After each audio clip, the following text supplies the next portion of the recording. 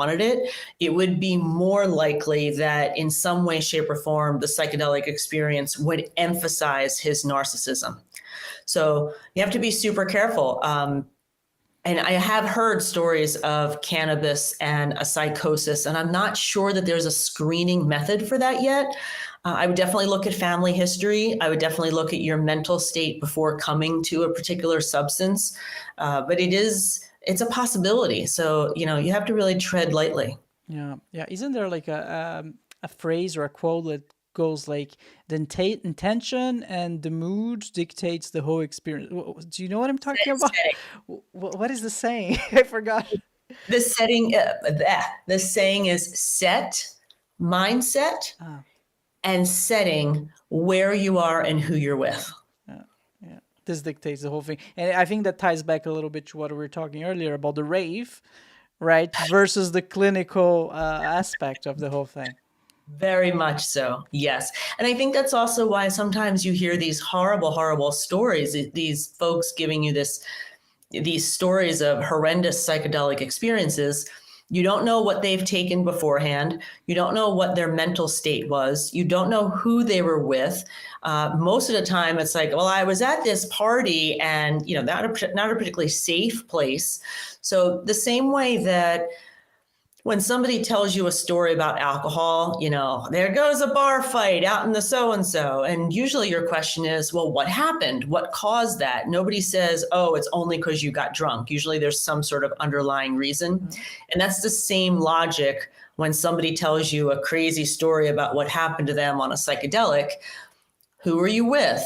What was already in your system? What was your mental state? Those are all factors. And what was the dosage? A 1 gram magic mushroom journey is going to be way different than a 5 gram mushroom journey. And very often people just kind of like grab a handful and don't know what they're taking.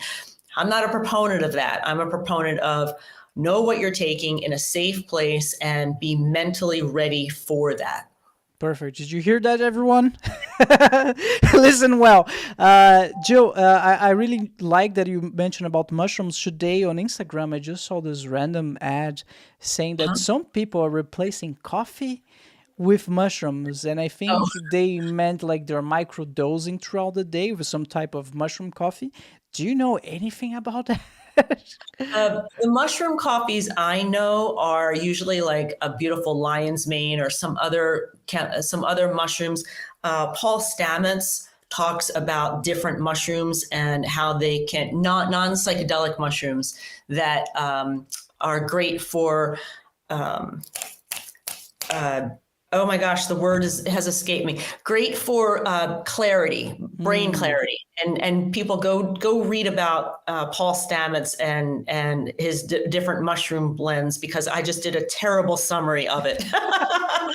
Oh, isn't that the guy that was on Joe Rogan, has like the mushroom cap and everything? Yes. I love that guy. I think I watched his show, like this episode 2 times already. So interesting, like his love for mushrooms, like it's incredible. Yeah, he's definitely has an overgrown interest in mushrooms. But with his interest in mushrooms, he's done a lot of citizen research, and he's got a Stamets stack. I've never tried it. That is apparently great for mental clarity and growth. When you're talking about microdosing a psychedelic, like microdosing mushrooms, it's a I forget that word. You can't even feel it. Like if you've got a 1 gram journey, you're going to feel that. If you have a 0.01 gram microdose, you're not going to feel that. You're not supposed to feel that. What microdosing is supposed to do is help with neuroplasticity. I'm in Third Wave Psychedelic Coaching Program, and they actually encourage a microdosing regimen after a macro dose journey. So like a 2 or 3 gram mushroom journey for some sort of coaching or therapeutic process, following that up with a microdosing protocol to continue the neuroplasticity benefits. And I thought that was really interesting. I hadn't heard that approach before. Sounds very interesting, but I would assume so, like everything over time, your body adapts. So if zero point 0.1 milligrams is working now, maybe in 1 month time or 2 months time, that won't be the case. And then you're going to always need to have higher and higher doses. Is that No, no, no? no. Yeah, no, you were on the right track. But what's interesting about magic mushrooms is that your body adapts to them and they start to lose impact. It's a beautiful way to have a substance that completely, you don't get addicted to magic mushrooms because they just stop working. So what you do with a microdosing, so like a macro dose every 3 months of magic mushrooms, doing magic mushrooms every single week, it's eventually not going to do anything for you. But every 2-3 months is a beautiful clear the cobwebs, keep doing work. With microdosing, every microdose protocol talks about a period of time and then a period of time off, and then a period of time and a period of time off. That's how you work with mushrooms. Even the Stamets stack talks about a couple of days on, a couple of days off, so that you don't build it up in your body and it stops being effective. Oh, I see. Yeah, that sounds smart. That sounds a good way of approaching it. If you're microdosing or taking mushrooms every single day, like what do you expect? You just kind of lose. Yeah, you don't increase the dose. That'll actually have the opposite effect. Like it'll just stop working. So you take you take off.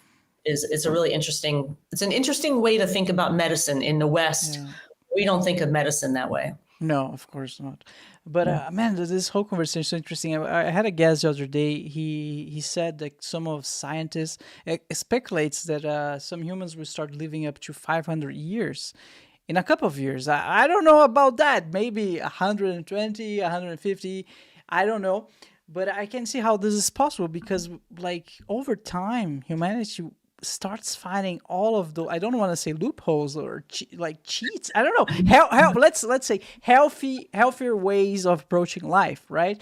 If you take TRT, for example, I know you can, after 40, your body doesn't produce enough testosterone, so you take TRT in healthy doses and you take breaks, like we're talking about the psychedelics, and you just stay healthy for way longer. Your body just stay healthy for way longer without any implications. It's just something that is good for you. And I can see how all of those psychedelics, let's take mushrooms we're talking right now, like in microdosing in a certain periods of time, and then you take a break and then you go back to it. Like this, I would assume so will prolong your brain. I don't know if I'm making myself clear. Just make your brain healthy for even much longer. Maybe we'll prevent Alzheimer's and stuff like that. I'm just speculating here. I have no idea about that. I don't know. I don't know. Yesterday, Jill said, "Here's. Let's think of it a little bit differently." Okay. So when we're learning something new. Okay. One of the reasons why we use flashcards and we use memorization and repetition is that if you've got like little neurons in your brains, the more connections you make, the more you think about something, the more you repeat it, the more connections. That's why you practice sports. Repetition, it increases the amount of neural pathways in the brain to make you better at something. What's fascinating about psychedelics is that they kind of disrupt some of the normal pathways. They disrupt what's called the default mode network. You know, when you're just driving the car